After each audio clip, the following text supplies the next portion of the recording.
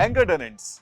Anchor tenants ऐसे departments, variety chain store, supermarkets होते हैं जिन्हें किसी नए मॉल में की लोकेशन पर लोकेट किया जाता है, यानी कि इंट्रोड्यूस किया जाता है। इससे होता क्या है कि भाई जो जनता होती है वो इनको देखकर मॉल के पास आती है और जनता को देखकर आते हैं वो रिटेल स्टोर्स, वो ब्रांड्स जो इस मॉल में दुकान लीज पर लेना चाहते हैं।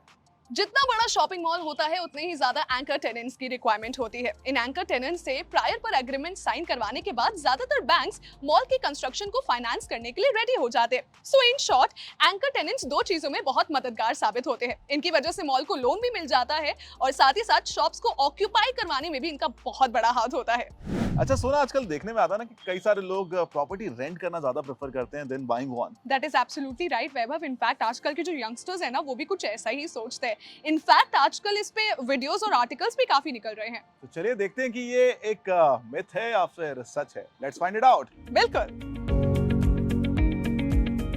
देखिए, जब आप बात करते हैं 4% की, तो इसको कैलकुलेट करने के लिए ना एक्सपर्ट्स ने बहुत सारे फैक्टर्स को ध्यान में रखा हुआ है। जैसे इस घर के ऊपर साल भर में मेंटेनेंस के ऊपर कितना खर्चा होगा, इस प्रॉपर्टी का टैक्स क्या होगा, साथ ही जो आपने होम लोन लिया हुआ है उसका ईएमआई कितना होगा, और जो आपने डाउन पेमेंट दिया उसका अप्रिसिएशन रेट क्या है, इन्फ्लेशन क्या है। ये सारे फैक्टर्स को ध्यान में रखकर ये 4% निकल कर आता है। अब आपको ख्याल ये रखना है कि आपका जो रेंटल यील्ड है वो 4% से कम है या ज्यादा। अगर कम होता है तो आपको उसको रेंट पर लेना चाहिए, और अगर ज्यादा होता है तो आप उस प्रॉपर्टी को खरीद कर रखना चाहिए। तो अब जरा ऐसे ना रियल लाइफ एग्जांपल्स के साथ समझते हैं, और एग्जांपल में लेते हैं हमारी दिल्ली।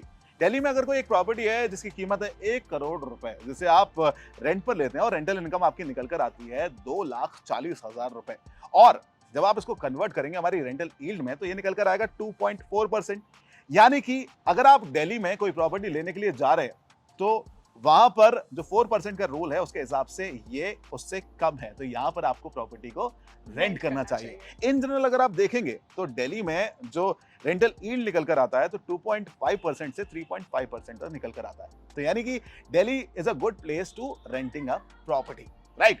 अब दूसरे एग्जांपल की ओर चलें। आप चेन्नई के लिए जाएं जहां पर एक प्रॉपर्टी की कीमत है 30 लाख रुपए, और आप उस पर रेंटल इनकम अगर देखते हैं तो 1,44,000 निकल कर आता है 12,000 रुपए प्रति महीने के हिसाब से।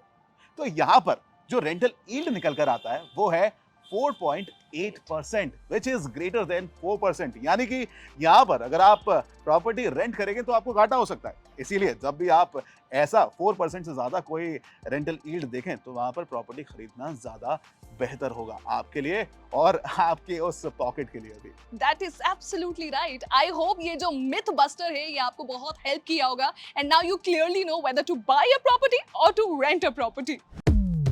Prime location.